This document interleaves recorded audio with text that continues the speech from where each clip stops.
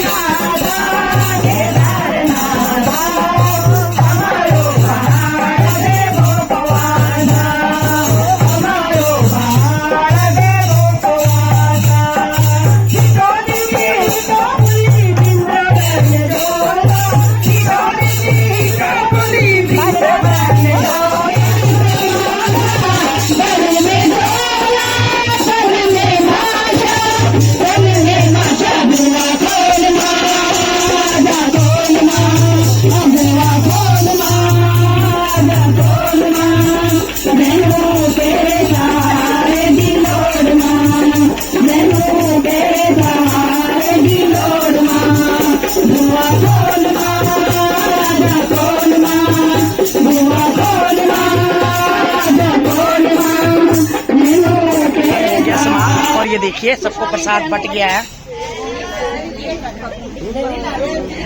भाई जी आपको बधाई हो बहुत बहुत। इनके बेटे का ब्याह है, ये दीदी है और ये भाई साहब है। बेटा पता नहीं कहाँ चले गया भाई। और आप लोगों को सबको बधाई हो, ठीक है। ये हमारे दूल्हे राजा है। ये देखिए भाई हमारे दूल्हा, ये नकली दूल्हा है। अच्छा अच्छा अच्छा पापा नकली। अच्छा पापा नकली है। अच्छा असली पापा। तो ये दूल्हे राजा है और ये ताऊ जी है। तो बधाई हो बेटा बहुत बहुत, ठीक है। Okay bye bye.